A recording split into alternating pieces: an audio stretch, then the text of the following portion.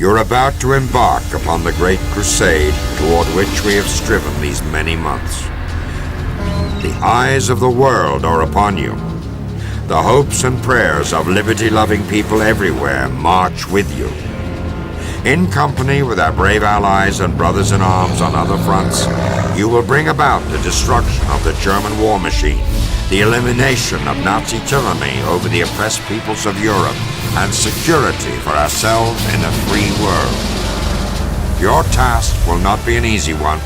Your enemy is well-trained, well-equipped, and battle-hardened. He will fight savagely.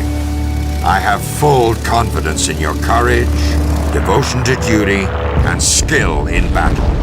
We will accept nothing less than full victory.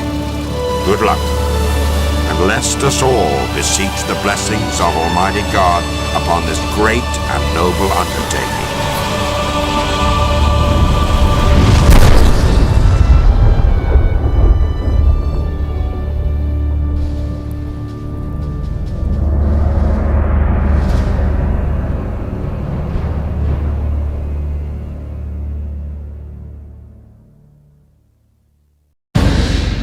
June 6, 1944.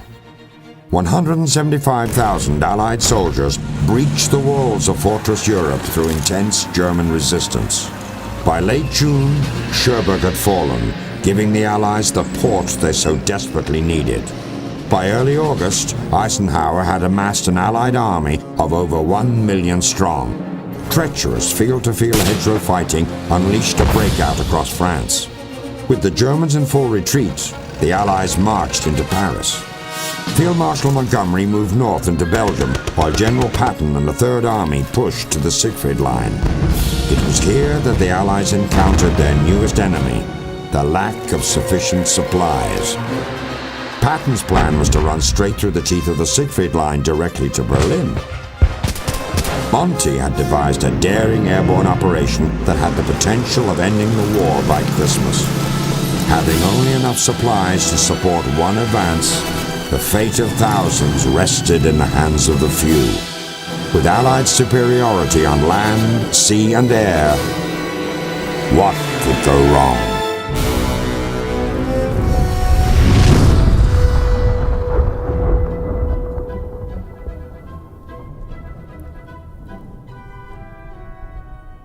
Good morning, Lieutenant Patterson. It's a pleasure to see you again. You're looking well-rested. Good. I'll need you in tip-top shape for your new assignment. You've proven to be quite resourceful, especially your performance most recently in scuttling U-4901. All things considered, you're the ideal candidate for this mission. So let's get down to brass tacks, shall we? The success of the Allied invasion of Normandy prompted an assassination attempt on the Führer. A cadre of high-ranking Nazi leaders planted a bomb during a meeting. Unfortunately, he survived. He's used this attempt on his life to clean house and solidify his power. Whatever remaining sanity the Nazi leadership possessed has been gutted by Hitler's subsequent arrests and executions. He has appointed new leaders more in tune with his insane ideals. That man is bent on sacrificing every last German citizen rather than accept defeat. We need to stop him cold and do it now. Reports from our allies in France suggest by 1940, Hitler's promise of no bombs dropped on German cities was rendered hollow by Allied heavy bombers. This drove home the reality that the Luftwaffe lagged behind the Allies in a number of areas. Field Marshal Goering needed an aircraft capable of shooting down Allied bombers before they had the chance to drop their payload on Germany, and this demand prompted the production of a revolutionary jet fighter different from any other aircraft Germany had produced before. This endeavor was named the 3x1000 project. It called for a heavy fighter capable of flying 1,000 kilometers distance at 1,000 kilometers an hour and with a 1,000-kilogram payload. To achieve this, the Germans turned to a team of brothers with an astonishing new design.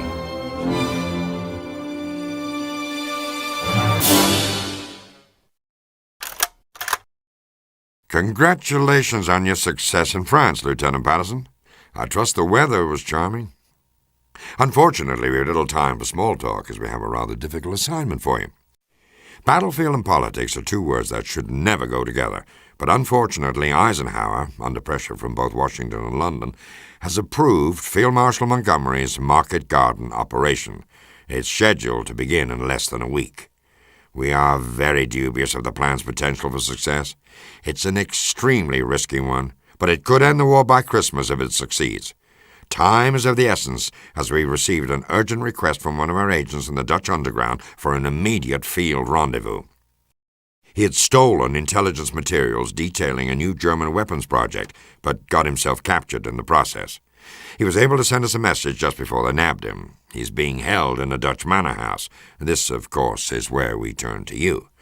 We need you to make contact with one of our field operatives in Holland, locate the prisoner, and get him out of there. We need that information, Patterson. It's critical.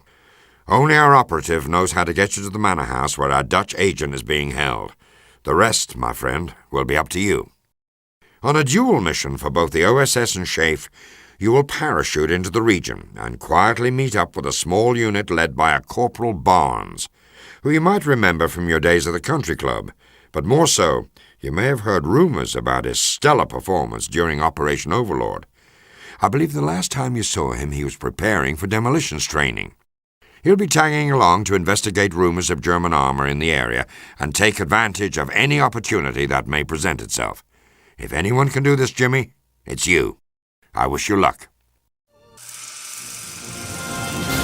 Allied infantry always welcome the sight of a Sherman tank. Its combination of speed, firepower, and quick repair made it an invaluable ground weapon. The sheer number of Shermans in the field usually allowed Allied generals to count on armored superiority. However, not all the Sherman tank specs were ideal. It was thinly armored and caught fire easily. In addition, its cannon was not large enough to pierce the more heavily armored enemy tanks, a weakness not shared by the German Tiger. Fortunately, evolving teamwork between ground spotters, artillery, and the Army Air Force meant no Tiger was impenetrable, thus helping the Shermans rule the day.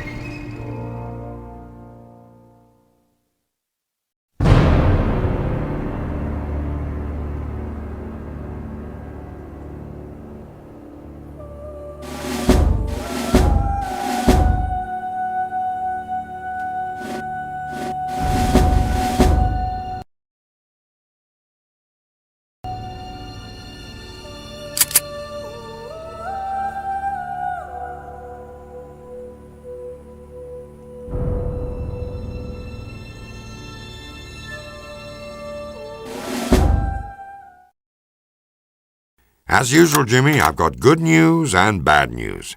Analysis of the documents you retrieved from the Luftwaffe Detachment 9 supports your conclusion that the Germans have designed a new type of combat aircraft, a jet fighter. Additional intelligence confirms that this new plane has already gone into production at the Gotha facility outside the city of Duisburg, 100 miles inside the German border. The documents hint at plans for a bomber, similar in design, using something they call flying wing technology. Interestingly enough, it appears that early intelligence places a man by the name of Rudolf Ulbricht von Sturmgeist at the helm of this fighter's production. We've discovered he was touring the Lorient shipyard facility at the time of your visit, not too long ago. Unfortunately, that's the good news. The bad news is Field Marshal Montgomery's Operation Market Garden has begun in Holland and is fast turning into a disaster. The 101st Airborne has managed to secure its target bridges at Easvik and Vegel, but the 82nd has been fought to a stalemate near Nijmegen Bridge. Our forces are bogged down outside Arnhem. Germany seems determined to keep us from pushing past the River Vaal. Intelligence reports that Hitler has authorized massive reinforcements, placing the defeat of the Allied forces in the Market Garden campaign above the security of Germany itself. A counterstrike from General Field Marshal Model's forces in the area is imminent. Your assignment is to make your way to the city of Arnhem and meet with an operative who can smuggle you into Emmerich. There, find out what the hell the Germans are up to. All available Allied aircraft have been diverted to support other Market Garden initiatives, so you'll have to make your way to Arnhem on foot. With Monty's plan in a tenuous state, I suggest you get there as quickly as you can. That's all, Lieutenant. Devised as a joint airborne and ground campaign, Operation Market Garden was the largest airborne operation ever mounted. The planned market was to take and hold a series of roads and bridges across northern Holland, creating a clear path for Garden, an armored push to the border directly east of Berlin. Unfortunately, the German forces engaged there were not the exhausted troops the Allies faced in France. Crack panzer divisions lay in wait, trained to repel the assault.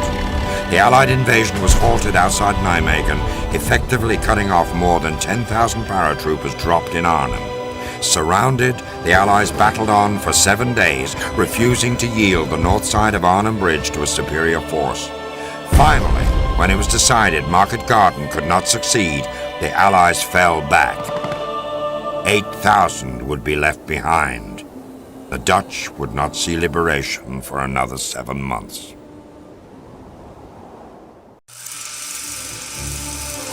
Supplies and production were vital areas of the war in which the Allies dominated. Relentless Allied bombing runs over Ruhr Valley factories resulted in an increasingly crippled German war machine. Methodical strafing of the railroads and rail yards left behind broken trains stalled on destroyed tracks. Without fuel, Germany's heavy weapons were useless. Its vaunted panzers immobilized and its planes grounded. The German infantry was left to carry on the fight alone. If you're receiving this, Patterson, then you are close to your final objective. Clearly, we have underestimated this Sturmgeist fellow. I've been raising hell with intelligence as our info on him has been poor, to say the least. It is most worrisome. If there are others like him, our work just got a great deal more difficult. We believe you're in the area of a top-secret aircraft manufacturing plant. Operatives tell us it's hidden inside an abandoned mine. We haven't yet been able to pinpoint its location. This is where you come in. Locate and infiltrate the base by any means necessary. Upon achieving this, you must radio us with its exact coordinates. While in the complex, gather as much information as you can on the technologies the Nazis are developing. We are particularly interested in their new jet-propelled fighter called Ho-9. If this aircraft were to enter the war, there's a chance we could lose control of the skies. This would be very bad indeed. So, to help prevent this, Schaeff is preparing to send a bomber group to drop heavy ordnance on the facility. You'll need to move fast and find your way out of there as soon as you've accomplished your mission. We'll await your transmission, Jimmy. But if we don't hear from you by dawn, we'll have no choice but to assume the worst and go ahead with the assault using our best guess as to its location. If past performance is any indication, Jimmy, I expect to hear from you soon. Good luck and Godspeed.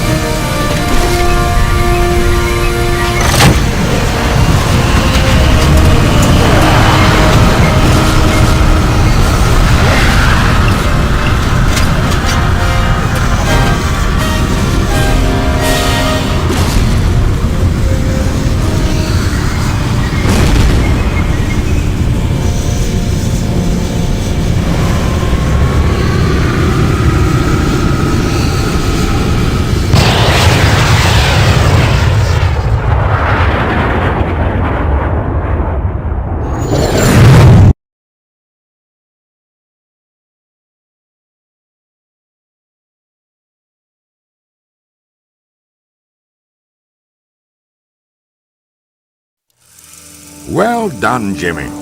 I couldn't have expected half the results you achieved.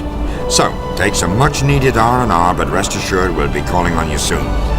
With Germany's battle for Russia going poorly on the Eastern Front and our success on the Western Front, Germany is getting less sure and more dangerous by the day. Hitler is turning to projects that we hope never see the light of day. You'll be part of our continuing efforts, Patterson, so rest for now We'll be in touch.